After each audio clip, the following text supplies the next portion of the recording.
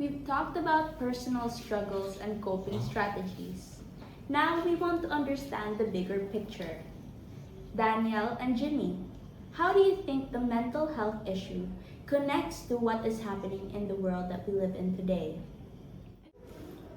Kung tanaw na to ang mental health karon, we can't separate from the reality of what young people live in.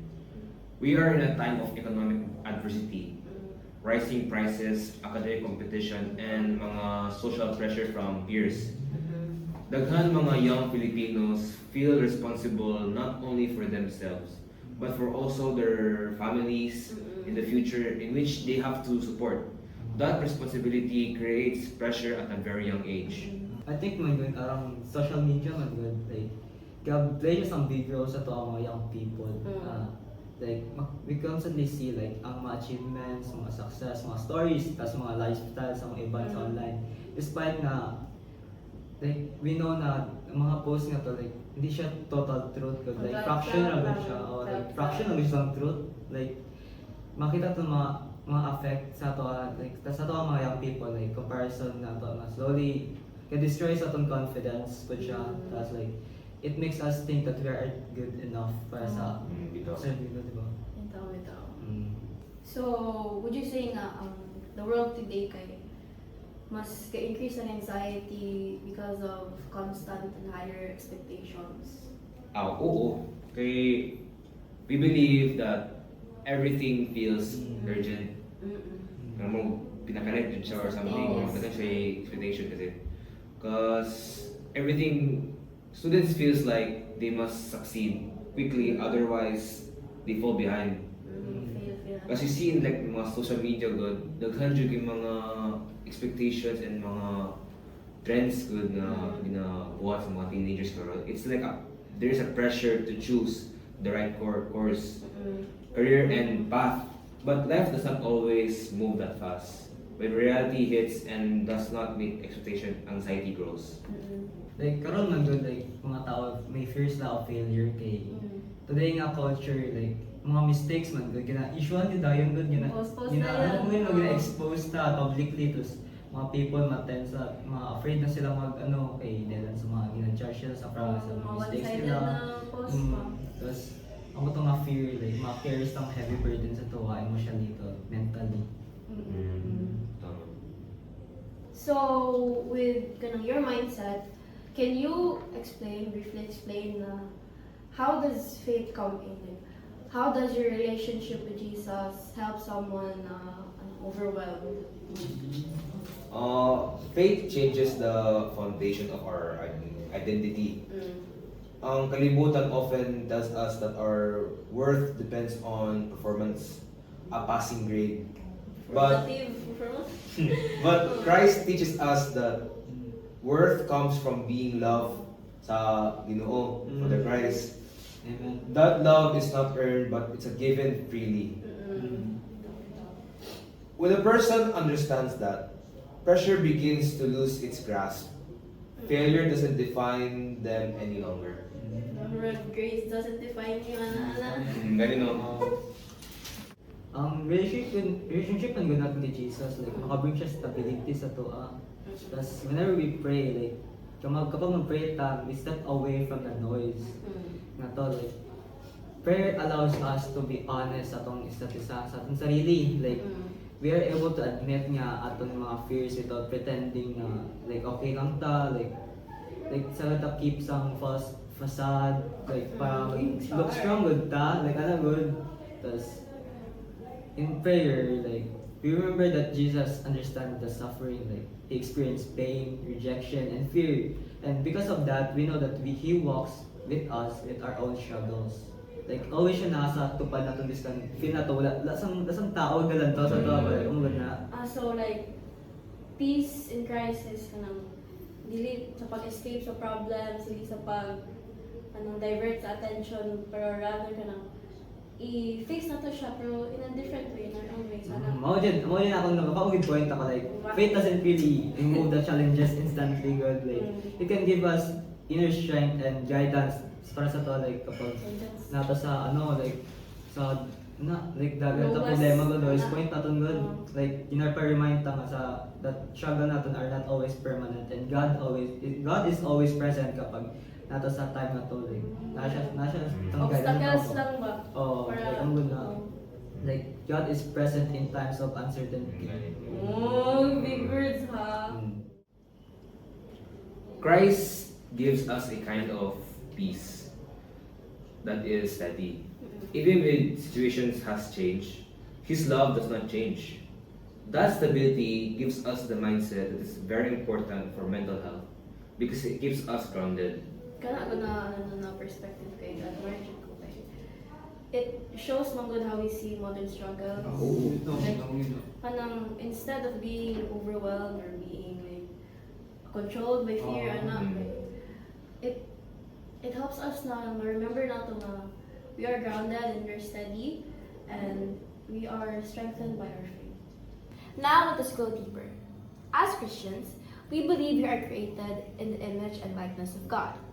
How does this belief give strength and courage to the young people today? Created in God's image, doesn't that mean like every person has dignity, diba? Like lahat tayo may dignity, and that means like our value is not based on like grades, money, or popularity. Like it is based on who created us. Like when someone is in struggle with mental health, that dignity will never disappear. They are still worthy of respect and love. This belief also shapes our how we ginunsa nato pag treat sa mga other people. If every person's reflect God, then judging, bullying, or ignoring someone who struggles becomes serious. We are called to protect human dignity. This is where conscience comes in where it aligns with Ateneo, Jesuit principle. Conscience helps us know what is right and wrong. It guides us to act with compassion instead of selfishness. Gani kay That's how you do it. kay many like daghan mo god many people think na like ma-misunderstand nila say buot pa sabot sa freedom. Kay para sila ha freedom is like mabuhat nila tanan nilang gusto like they can do anything they want. Pero sa imo ha, how does Christian teachings like help view us like unsa ang pag-view sa freedom like in a different perspective? In a Christian perspective of freedom, it's not about doing whatever feels good.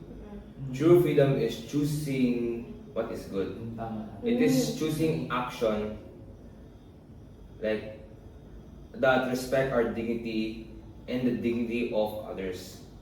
For example, if someone is struggling mentally, true freedom means choosing the right thing instead of staying silent.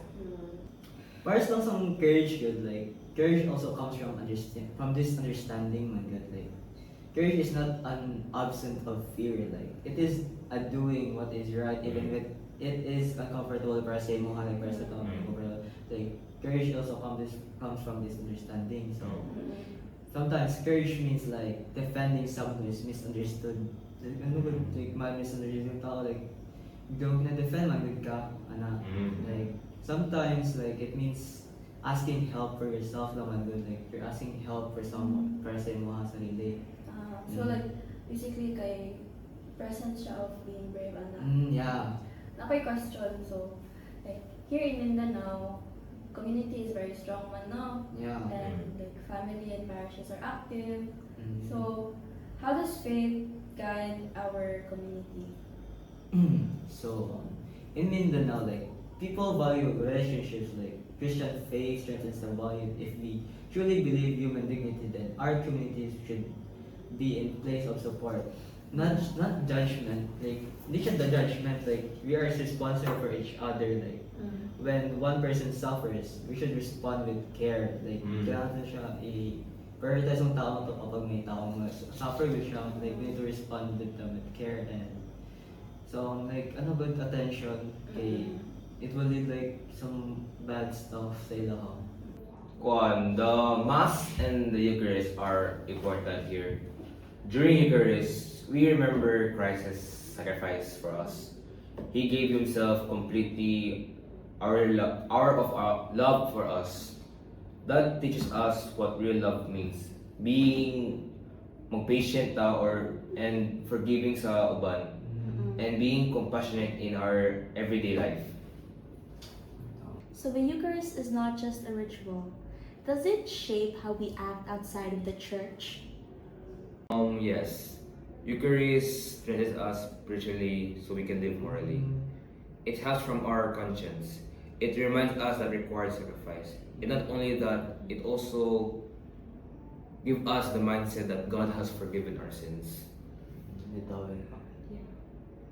So if young people understand this, like, won't that be like they will see faith is not separate from mental health, but faith teaches self-worth, responsibility, compassion, and hope. And all of these will help build strong emotional and spiritual strengths.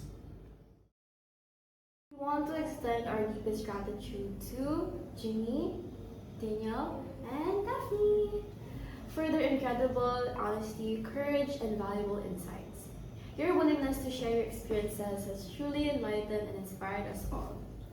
Today has been a powerful reminder that mental health is a significant aspect for our well-being, and that our faith and community play a vital role in helping us navigate its complexities. The stories and perspectives shared today have truly touched my heart, particularly the emphasis on how community, support, and a relationship with Christ can provide a stable anchor amidst life storms.